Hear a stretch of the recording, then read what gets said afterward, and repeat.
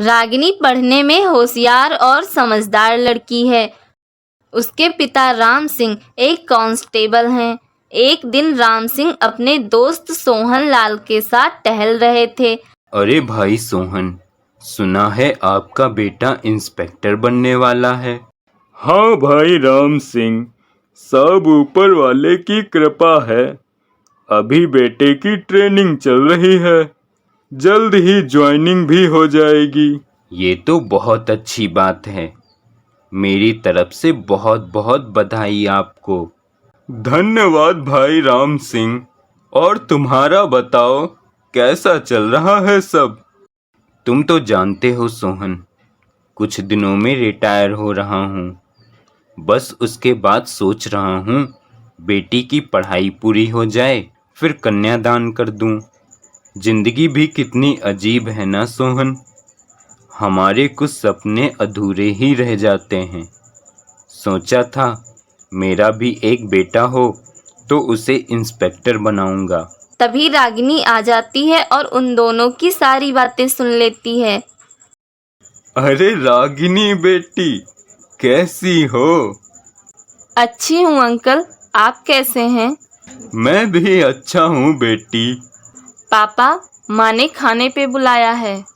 अच्छा भाई सोहन, फिर मिलते हैं। राम सिंह और रागिनी दोनों घर आते हैं। रागिनी, देख, अब तू बड़ी हो गई है। अभी तक तेरे पिता ने जैसा चाहा वैसा हुआ, पर अब तुझे घर के कामों में हाथ बटाना शुरू करना होगा, वरना कल को तेरी ससुराल वाले हमें ताने देंगे। बेटी को कुछ सिखाया ही नहीं। रागिनी अपनी माँ की बातों का कोई जवाब नहीं देती। क्या हुआ बेटी, कुछ उदास लग रही हो? पापा, मुझे आपसे कुछ पूछना है। हाँ बेटी, कहो। पापा, एक पिता का सपना पूरा करने के लिए क्या लड़का होना जरूरी है? बेटी, तुम ऐसा क्यों कह रही हो? पापा, जब आप देश के प्रति अपने कर्तव्यों की, ईमानदारी की बातें करते हैं, मुझे अच्छा लगता है। मेरा भी मन इंस्पेक्टर बनने का है। पापा, क्या आप मुझे ये सपना पूरा करने का एक मौका नहीं देंगे? पर बेटी, क्या तुम ये कर पाओगी? अरे, ये आप क्या कह रहे हैं? देखिए, आज तक आपने जैसा चाहा वैसा हुआ। रागिनी ने सिर्फ पढ़ाई की, कभी घर के काम नहीं किए। मैंने कुछ नहीं कहा, पर अब नहीं। एक बेटी को घर ही संभालना चाहिए। ये सब लड़कों का काम है, लड़कियों का नहीं।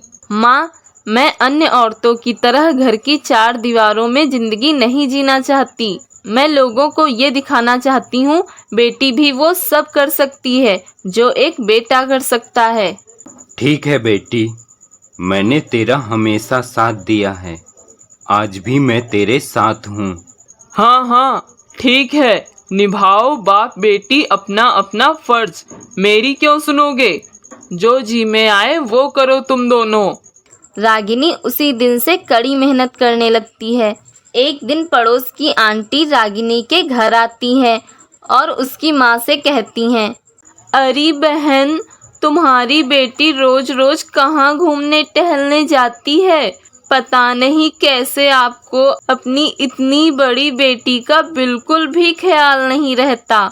मेरी इतनी बड़ी बेटी होती तो मैंने तो उसे अब तक उसके ससुराल भेज दिया होता। तभी रागिनी और उसके पिता आ जाते हैं। उन्हें देखकर आंटी वहाँ से चली जाती है। अब क्या कहेंगे आप? आपको क्या, जमाने की तो मुझे सुनना पड़ रहा है।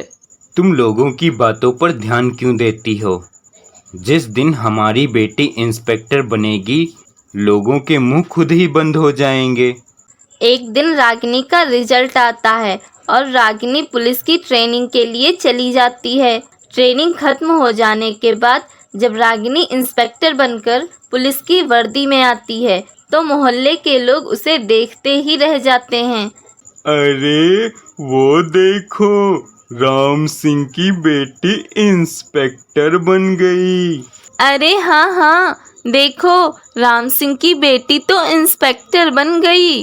रागिनी को पुलिस की वर्दी में देखकर उसकी माँ और पिता राम सिंह दोनों बहुत खुश होते हैं। शाबाश मेरी बेटी, आज मुझे तुझ पर बहुत गर्व महसूस हो रहा है। आज तूने सच में साबित कर दिया। अब मुझे कोई दिक्कत नहीं कि मेरा कोई बेटा नहीं, क्योंकि तू मेरी बेटी मेरे लिए मेरा बेटा ही है। बेटी, मुझे माफ कर दे, मैं पुराने ख्यालों की थी। आज तूने अपने पिता का सपना पूरा करके साबित कर दिया कि बेटी और बेटे में कोई फर्क नहीं है। सुंदरलाल अपने मित्र श्यामलाल के साथ रोज जंगल जाता था और दोनों थोड़ी थोड़ी दूरी पर एक एक जाल बिछाकर उसमें कुछ दाने डाल देते, जिससे जंगल के तोते उन दानों को चुगने आते और उस जाल में फंस जाते। सुंदरलाल और श्यामलाल दोनों अपने अपने जाल में फंसे तोतों को पिंजड़े में बंद करके बाजार में बेच आते। इसी से दोनों का गुजारा चलता था। सुंदरलाल गरीब था पर उसका स्वभाव अच्छा था, वहीं श्यामलाल थोड़ा लालची और आलसी था। रोज की तरह एक दिन वे दोनों जंगल में जाल बिछाकर उस पर दाने डालकर छिप गए, लेकिन उस दिन कोई तोता जाल में नहीं फंसा। अरे भाई श्यामलाल, मेरे जाल में तो एक भी तोता नहीं फंसा। क्या तुम्हारे जाल में कोई तोता फंसा? नहीं भाई, मेरे जाल में भी कोई तोता नहीं फंसा। लगता है आज खाली हाथ ही घर जाना पड़ेगा। इससे अच्छा तो मैं अपने घर ही रहता। बेकार इतनी मेहनत की, इतनी दूर आया और कुछ भी हाथ नहीं लगा। ऐसा क्यों सोचते हो दोस्त? मिलना ना मिलना ये तो लगा ही रहता है, पर हमें अपना काम निरंतर करते रहना चाहिए। अब घर चलते हैं, कल फिर आएंगे। दूसरे दिन सुंदरलाल अपना जाल लेकर चल देता है और श्यामलाल के घर के बाहर उसे आवाज़ देता है। अरे भाई श्यामलाल, कहाँ हो? जल्दी चलो, देर हो रही है। श्यामलाल घर के बाहर आता है और सुंदरलाल से कहता है, भाई सुंदरलाल, यार आज मेरा मन नहीं है जाने का। कल कोई तोता मिला नहीं, इतनी मेहनत की तो मैं थक गया हूँ। आज मैं आराम करना चाहता हूँ। आज तुम चले जाओ। सुंदरलाल अकेला जंगल चला जाता है, जाल डालता है और दाने डालकर दूर पेड़ के पास छिपकर बैठ जाता है। काफ़ी देर तक कोई तोता जाल में नहीं फंसता, वह निराश हो जाता है। लगता है आज भी खाली हाथ घर जाना होगा। हे ईश्वर, मुझ पर दया कर। मैं बहुत गरीब हूँ। मेरी बीवी बच्चे 2 दिनों से भूखे हैं। मैं भी 2 दिनों से भूखा हूँ, कुछ नहीं खाया है। तभी वह देखता है एक बहुत ही सुंदर तोता उड़ते हुए आता है और दाना चुगने लगता है और जाल में फंस जाता है। सुंदरलाल झट से आता है और तोते को पिंजड़े में बंद कर देता है। तभी तोता बोलता है, मुझे छोड़ दो, मुझे छोड़ दो, मुझे मत पकड़ो। अरे, ये तोता तो बोलता भी है। हाँ, मैं बोलता भी हूँ और समझता भी हूँ। तुम मुझे क्यों पकड़ रहे हो? मुझे छोड़ दो, मुझे कैद मत करो। क्या तुम्हें हम पक्षियों पर दया नहीं आती? आखिर हम भी इस धरती के प्राणी हैं, हमें भी जीने का हक है। तुम हमसे हमारी आज़ादी क्यों छीन रहे हो? तोता जी, मैं मानता हूँ मैं पक्षियों को पकड़कर पिंजड़े में बंद करके उन्हें बेच देता हूँ, पर मुझे गलत मत समझना, क्योंकि मैं हमेशा से यही काम करता आ रहा हूँ। मुझे और कुछ आता भी नहीं है। मेरे परिवार का गुजारा भी इसी से होता है। लेकिन अगर तुम चाहते हो तो मैं तुम्हें छोड़ देता हूँ, एक दिन और भूखा सही। तुम एक अच्छे इंसान हो। ये लो, मैं तुम्हें एक जादुई सोने का पिंजरा दे रहा हूँ। इस पिंजरे में रात में तुम कोई भी वस्तु इसमें रख दोगे तो सुबह तक वह सोने की हो जाएगी। लेकिन याद रखना, अगर तुमने इसमें किसी जीवित पक्षी को बंद किया तो यह हमेशा के लिए गायब हो जाएगा। सुंदरलाल उस जादुई पिंजड़े को पाकर बहुत खुश होता है। वह उस पिंजड़े को लेकर घर आ जाता है। अब वह उस पिंजड़े में रात में कोई भी वस्तु रखता और सुबह उठकर देखता तो वह सोने की बन जाती। धीरे धीरे वह बहुत ही अमीर हो गया और उसका घर भी अच्छा हो गया। उधर श्यामलाल सोचता है, बहुत दिन हो गए हैं सुंदरलाल से नहीं मिला हूँ, जाकर देखता हूँ कैसा है वो। श्यामलाल सुंदरलाल के घर आता है और वह देखकर चौंक जाता है कि सुंदरलाल तो गरीब था और झोपड़ी में रहता था, आज वह अमीर हो गया है और बड़े से घर में रहता है और वह उससे जलने लगता है। अरे भाई सुंदरलाल, क्या बात है, तुम तो एकदम बदल गए, ये सब कैसे? सब ईश्वर की कृपा है मेरे भाई।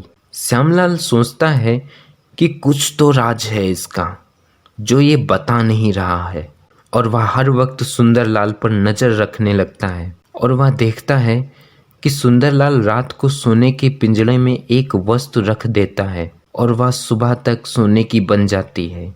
यह सब देख श्यामलाल समझ जाता है कि सुंदरलाल के पास जादुई सोने का पिंजड़ा है और वह सोचने लगता है,